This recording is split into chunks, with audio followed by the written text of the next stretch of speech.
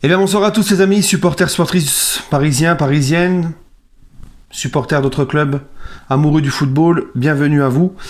Les amis, on se retrouve pour une petite vidéo spéciale, puisque hier c'est vrai que j'ai pas eu le temps de tout dire dans le débrief, puis en plus hier j'étais énervé, j'étais fatigué, j'avais le nez pris, et puis vu que je me lève à 4h du matin, tu vois, à l'heure de faire le débrief, il y a beaucoup de choses que je me suis dit, j'y reviendrai demain, voilà. Alors déjà, j'aimerais avoir une grosse pensée pour le football argentin, pour le football aussi en général, pour la famille de Maradona. Bon, ils verront pas la vidéo, bien sûr, hein, mais c'est une terrible nouvelle qu'on a appris aujourd'hui. Donc Diego Maradona, la légende argentine, la vraie légende argentine, est décédé. Voilà. Donc c'est une terrible nouvelle, mais ainsi est fait la vie et voilà. En tout cas, ça nous attriste tous, d'accord ? Voilà. Bref, les amis, j'aimerais juste aussi, avant de commencer la vidéo, qui risque peut-être d'être un peu longue, je sais pas encore, hein, parce que j'ai beaucoup de choses à dire.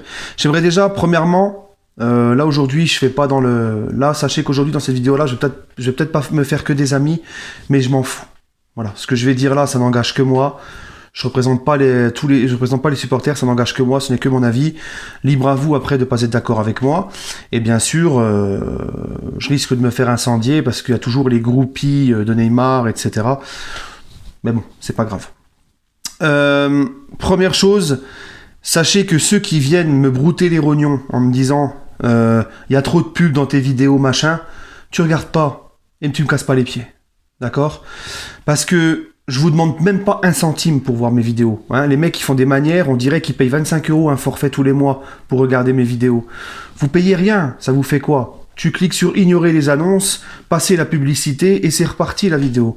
Faut savoir que moi la vidéo c'est un temps que je prends, hein, comme par exemple hier soir où je dois me lever à 4h du matin, je fais une vidéo à chaud juste après le match, il est tard, je prends le temps de faire la vidéo, j'estime que c'est quand même normal que maintenant que je peux, que ma chaîne est monétisée, de me faire un petit billet sur mes vidéos.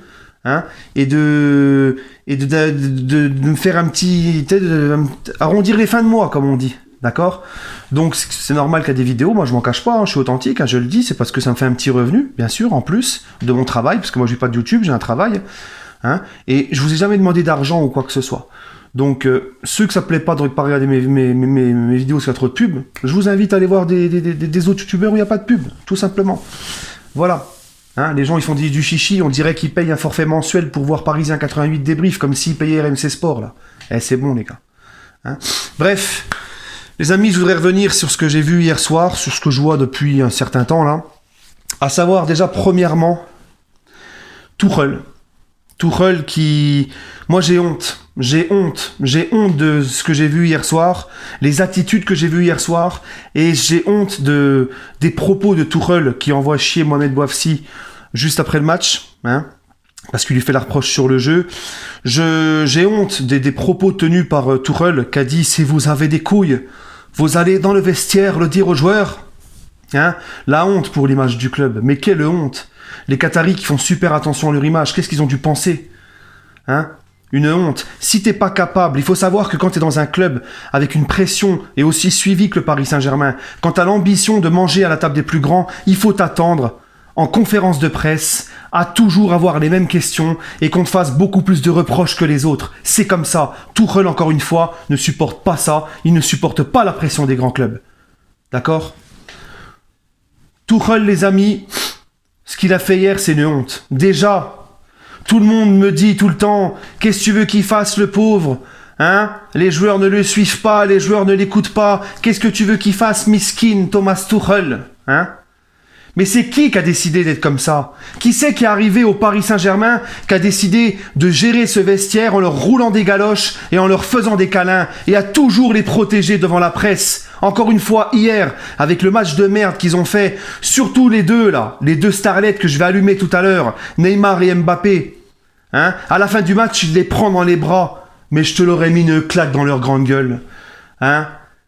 C'est lui qui a voulu ça. C'est lui qui a voulu ça, c'est lui qui arrive au PSG. Depuis quand un vestiaire comme ça, tu le gères à coups de câlin et roulage de pelle, en mode bisounours ? Je l'ai toujours dit, sa façon de manager ce groupe, faire la calinothérapie avec un vestiaire comme ça, c'est fatal. Je l'avais dit, les gars. Et quand à la fin de sa première saison, il a dit « Je vais me montrer plus strict », c'était trop tard. C'était dès le début qu'il fallait que tu sois comme t'étais à Dortmund. Et qu'on me dise pas que c'est les dirigeants qui lui ont demandé d'être comme ça. Ancelotti savait se faire respecter au Paris Saint-Germain par les joueurs. Il y a bien une raison. Mais déjà, les Qataris, depuis quand et à quelle heure tu fais venir des mecs comme Neymar et Mbappé? Emery s'est fait bouffer par son vestiaire. Parce que Emery, c'était pas un grand nom. Emery ne savait pas gérer ce genre de vestiaire, ce genre de star. Il s'est fait bouffer par son vestiaire. Il n'a pas pu mettre en place ce qu'il voulait.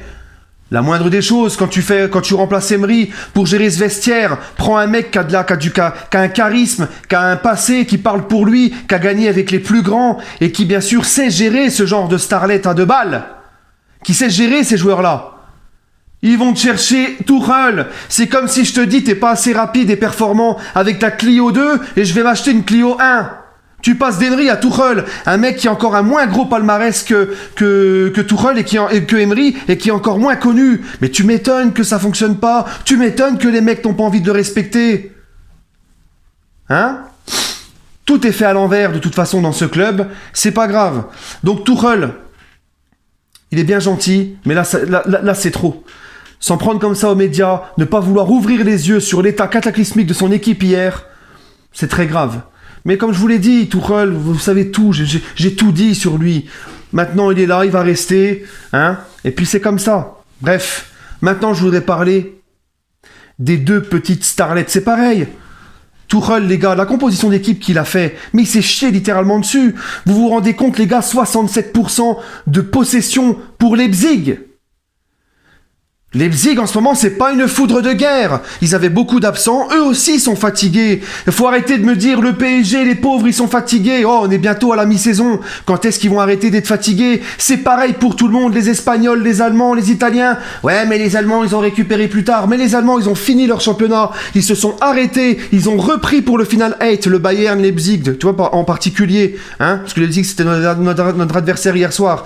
Ils ont repris. Ensuite, ils se sont réarrêtés. Et ils ont repris le championnat 2 semaines après le nôtre, mais ils n'ont pas eu une vraie préparation estivale comme d'habitude. Tous les clubs n'ont pas eu une vraie préparation estivale comme d'habitude. Tous les clubs ont été touchés par le Covid, des mecs en quarantaine qui n'ont pas pu s'entraîner pendant plusieurs jours, qui ont repris, qui ont réarrêté, qui ont repris. Il y a des blessés partout, il y a une panoplie de blessures chez tout le monde, il y a des joueurs en méforme chez tout le monde, il y a des joueurs qui tirent la langue physiquement dans tous les clubs. Arrêtez de nous dire que c'est que au PSG que les mecs sont fatigués. Il y en a marre. D'accord? Et moi, je veux bien que les mecs soient fatigués, mais au moins, tu fais une première mi-temps de correct. Deuxième mi-temps, je veux bien qu'on me dise, ils ont levé le pied, ils étaient fatigués, ils ont tiré la langue. Mais de la première à la dernière minute, j'ai pas vu de mouvement quand ils avaient le ballon. J'ai pas vu de pressing, j'ai rien vu. Ils ont juste défendu, reculé, envoyé des chiches devant et les trois de devant, démerdez-vous. Voilà ce qu'ils ont fait. Tuchel a fait une composition d'équipe et hier on en a chié, on en a bavé, on a défendu, on a pris une leçon dans la possession, tout ça. On a joué comme si on avait affronté le Grand Bayern ou le Liverpool de Klopp. C'était que Leipzig en face. Et il y a des gens qui sont contents, ouais la solidarité, ouais machin, mais continuez à croire qu'en jouant comme ça, on ira loin cette saison. Continuez de vous voiler la face. Le FC Bisounours, t'es jamais content. On a quand même été bien joué. On a quand même arraché la victoire avec les tripes. C'était Leipzig, c'est un petit Leipzig en face. Un Leipzig fatigué, un Leipzig qui avait même pas tout son vrai milieu. Leimer, il était même pas là, leur meilleur joueur au milieu de terrain. Les gens ils me disent, ah t'as vu, tu critiques Verratti, t'as vu la rentrée qu'il a fait Verratti, mais les gars, il a joué 10 minutes, il est frais comme un gardon, il vient de revenir, il a joué 10 minutes, pendant que Leipzig était cramé, avait fait tout le match, était fatigué, encore heureux qu'il fait des bonnes choses au milieu de terrain quand il rentre Verratti, il manquerait plus que ça. J'ai jamais dit que Verratti est un mauvais joueur, je dis juste que le problème c'est qu'il ne sait pas enchaîner les matchs. Verratti va jouer à Bordeaux, il va jouer à Manchester, tu le vois plus pendant 3 semaines, un mois derrière. Vous allez voir les gars, hein? Verratti, je vous l'ai toujours dit, je vais pas revenir sur le cas Verratti, le Verratti de 2012 à 2015, ça c'était un joueur, il était impressionnant. Mais maintenant Verratti, mais lui, un gros milieu en face à un top européen, il est inexistant. La remontada, il était là. Manchester au match retour, il était là. Les 2 matchs face au Real en 2018 quand on sort en 8ème, il était là. On sort Dortmund sans lui. Arrêtez de nous faire croire que tout vient de lui, qu'on est absolument obligé d'avoir ce mec.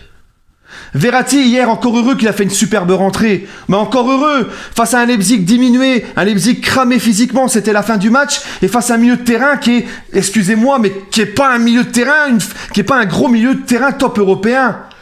En finale, face au Bayern, quand il rentre en fin de match, il fait quoi, Verratti? Rien, nada. Contre Dortmund, à Dortmund, il passe son temps à défendre, il défend très bien, mais il est incapable de sortir de sa zone. Parce qu'il est bouffé par Emre Can et Witsel. Donc c'est bon, arrêtez avec ça. Encore heureux qu'il a fait un bon match, Verratti, avec les qualités qu'il a, le talent qu'il a. Mais pour moi, je le dis, je le répète, Verratti a régressé au PSG et n'est jamais devenu le joueur qu'il devait devenir. Voilà. Et là, vous verrez, il va jouer 2-3 matchs, il va se répéter derrière. Mais continuez à faire les aveugles, à croire que le mec, il a 2 chevilles dans chaque jambe. Mais bon, c'est pas grave, je vais pas m'éterniser sur Verratti. Il a fait son match hier, il a fait son entrée. Mais voilà. Bon, les 2 starlets hier, hein? Ah, les 2 starlets. Quand t'es à un match dos au mur comme ça, coup près, c'est les 2 mecs que t'attends. Le match qu'ils ont fait hier, les 2, c'est inadmissible. Et c'est pareil, les excuses. Neymar revenait de blessure, il était pas bien physiquement. Mais arrêtez. Mais pourquoi vous idolâtrez des mecs comme ça? Pourquoi vous ne voulez pas ouvrir les yeux, les amis? Arrêtez, ça vous fait chier, ça vous fait autant mal aux fesses de pouvoir au moins avouer une fois que Neymar a été nul hier, nullissime. Mais vous êtes tellement à vivre dans le calbar de ce mec que vous ne refusez même d'avouer qu'il a fait un mauvais match hier. Hier, il a tout fait à l'envers. Il marchait, incapable de faire la différence balle au pied. Il a perdu un nombre incalculable de ballons. Il a même pas su se créer une occasion. Et le mec, je veux bien, moi, il est à court physiquement, il a besoin d'être en forme physiquement. S'il n'est pas en forme, il n'est pas capable d'assumer, il joue pas. Il laisse sa place. Et il ne joue pas ce match. Surtout un match où tu avais besoin absolument de gagner et t'étais dos au mur. Il faut arrêter. Qu'il laisse sa place s'il n'est pas prêt physiquement, il joue pas, il revient plus tard. C'est tout. Justement, quand t'es pas bien physiquement, tu lâches ton ballon, tu joues simple. Lui, non, comme un neuneu, il est pas bien physiquement, il insiste, il veut dribbler tout le monde, il perdait tous ses ballons. En Ligue 1, c'est pareil, Neymar. Il arrive même plus à faire la différence. Au début, quand il arrivait, il mettait des doublés, il t'en claquait des doublés, en veux-tu, en voilà, des passes décisives, il nous régalait. Là, maintenant, en Ligue 1, il perd un nombre incalculable de ballons. Depuis le début de la saison, dans son attitude, il redevient exécrable. Et en plus de ça, je trouve que Neymar ne fait plus la différence, même en Ligue 1 maintenant. Il n'est plus aussi impressionnant que quand il est arrivé. C'est une vérité, les amis. Même en Ligue 1, cette année, Neymar, les gars, comme à son entrée face à Monaco, son match face à Marseille, incapable de faire la différence. Il a marqué quoi? 2 buts cette saison? C'est tout. Neymar, depuis qu'il est au Paris Saint-Germain, il a été blessé les 2 premières saisons.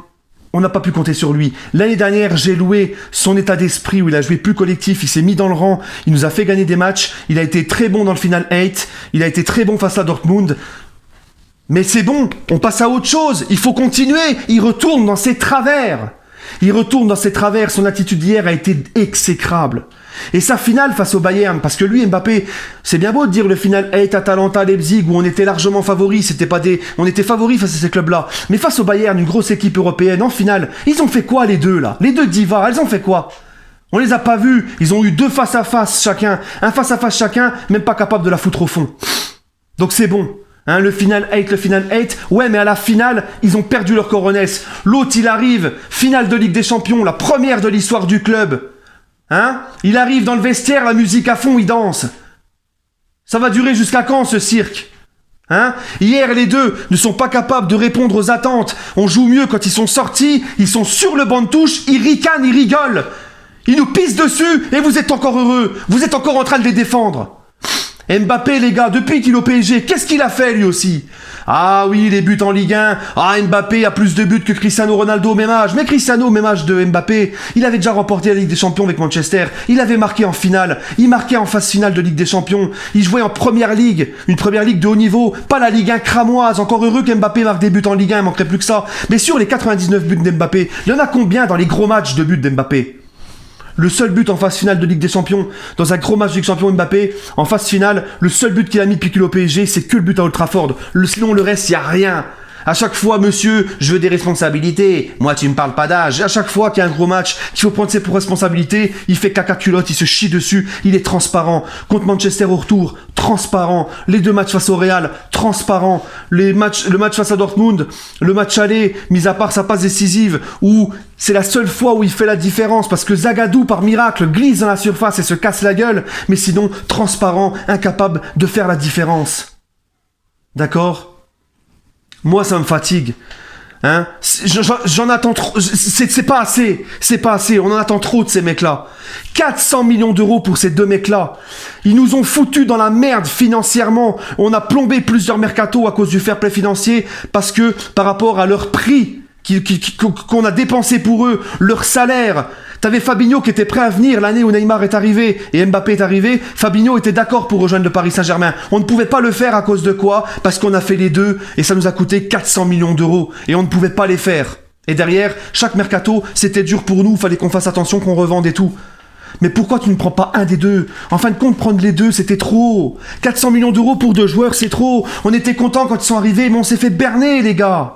On s'est fait berner. Mbappé est fort avec les faibles, faible avec les forts. Je suis en train de commencer à le dire, c'est une arnaque Mbappé. Haaland, Rashford, ils posent leur coronesse dans les gros matchs. Haaland hier, il sort, il met un doublé. Il sort, il est pas content parce qu'il a pas mis de triplé. Il est pas satisfait et il fait la gueule sur le banc. Il est en colère contre lui-même. Les 2, ils font un match de merde et ils ricanent sur le banc de touche. Ils s'amusent. Vous avez vu la différence quand même ? Hein ? Ah non mais c'est bon. Mbappé a gagné la Coupe du Monde, il a fait un bon match contre l'Argentine et une bonne finale. Une Coupe du Monde, une compétition sur 30 jours où tu joues 7 matchs. Ça n'a rien à voir en club avec la Ligue des Champions, d'accord ? Moi je le juge pas avec l'équipe de France, j'en ai rien à carrer. Je le juge avec le Paris Saint-Germain les gars. T'aurais dû faire juste Neymar et derrière, au lieu de dépenser 180 millions d'euros sur Mbappé, tu pouvais t'acheter un Fabinho, tu pouvais te refaire au moins un gros joueur par ligne. D'accord ? Mais on a préféré dépenser 400 millions d'euros sur deux mecs qui, en fin de compte, ça t'a déséquilibré l'effectif. T'as même pas pu recruter derrière. Fabinho s'est barré à Liverpool. Fabinho aurait été idéal pour remplacer Thiago Motta. Il aurait réglé les problèmes qu'on a depuis longtemps au milieu de terrain. À Doha, on fait n'importe quoi. C'est pour le bling-bling, mais Mbappé, Neymar. Déjà, moi, Neymar, j'aurais même pas pris. Mbappé non plus. J'aurais fait venir Cristiano. 100 millions d'euros, c'est la moitié du prix de Neymar. 100 millions d'euros, Cristiano. Et derrière lui, je construisais une vraie équipe. J'achetais du Fabinho, Haaland, j'aurais été le chercher à Salzbourg. J'aurais été chercher le petit Sancho. J'aurais été chercher Koulibaly en défense. Ou même Van Dijk avant même que Liverpool le prenne. T'aurais pu faire venir du beau monde, du grand monde. Un gros latéral gauche. T'aurais pu faire venir tout ça. Hein, avec Cristiano qui lui au moins te l'aurait rendu son gros salaire, il te l'aurait rendu Cristiano par son travail, son respect, il aurait emmené une haine de la défaite dans ce groupe, une envie de gagner, une envie de travailler. Benzema, Ramos, tous ces mecs là, maintenant c'est des acharnés de travail. Pourquoi ? C'est aussi grâce à avoir eu Cristiano comme coéquipier. C'est ce mec là qu'on aurait dû mettre. On a misé sur le mauvais cheval à cette époque. Maintenant c'est comme ça. Et moi je suis en train de vous dire, j'ai trop patienté avec les 2, mais leur attitude d'hier encore, quand ils sont rentrés sur le banc, mais je me suis dit, ils nous pissent dessus, mais faut arrêter les gars, c'est le club avant tout, on joue pas. Oh les gars, on est en train de désespérer devant le match hier, on est tous malheureux, on voit le PSG sur le déclin, plus les matchs passent, plus il y a rien au niveau du jeu, plus cette équipe elle est fragile mentalement, on se fait chier devant les Bleus. Eux, ils sont là, ils font un match de merde, hein, ils sortent et ils ricanent, mais ils se foutent de nous, ils nous pissent dessus. L'autre qui embrasse les cuissons à Monaco, Mbappé, tout le monde s'est poupougné devant ça, mais c'est du blabla, tout ça. Et moi, ça me fatigue, j'en ai marre, j'en ai ras-le-bol. Les 2 divas, je ne peux plus les encadrer. Autant j'ai fait les éloges de Neymar, je pensais qu'il était rentré dans le rang, mais c'est bon, tu vois. Bref les amis, j'ai encore des choses à dire, je pourrais encore rajouter, mais ça fait déjà 18 minutes que je vous parle. Moi en tout cas, sachez une chose, c'est que je suis très en colère, et continuez à vous satisfaire du match d'hier soir. Continuez. Hein, parce qu'à Manchester, avec ce que j'ai vu hier, la mentalité, le faible mental de cette équipe qui joue avec la peur au ventre face à Leipzig, qui ne se crée même pas une seule occasion, qui gagne sur un penalty très très très très généreux, et que le reste du temps tu subis, eh ben croyez-moi les gars, à Manchester, ça va être très compliqué. Et surtout, Si tu passes miraculeusement les poules, en 8e face à un gros, tu gicles tout de suite avec un jeu comme ça, une équipe comme ça. Alors on va me dire, et je finirai par ça, ouais mais Mourinho et Deschamps, hein, eux, quand ils jouent, ils gagnent, il n'y a pas beaucoup de jeux. Ouais mais Deschamps et Mourinho, c'est des mecs, les mecs, il y a un minimum de collectif, c'est tout un groupe, t'en as aucun qui garde le ballon, les mecs posent tous leurs couilles sur la table, d'accord, et ils se mettent le cul par terre pour Deschamps et Mourinho, les joueurs. C'est ce qu'on ne voit pas, on n'a pas vu ça hier soir avec Tuchel. D'accord? Et lui, très content, superbe, qu'il les défend encore devant la presse, et puis qu'il les prend dans les bras et tout. Mais c'est pitoyable. C'est vraiment pitoyable. On parle de Payet, on est tous en train de chambrer Payet parce qu'il n'a pas planté de but en Ligue des Champions. Mais la statistique d'Mbappé, ça va faire 1 an qu'il n'a pas marqué, le génie français, le crack là. Ça va faire 1 an qu'il n'a pas marqué en Ligue des Champions. Allez, bref, c'est bon. Prenez soin de vous et allez Paris.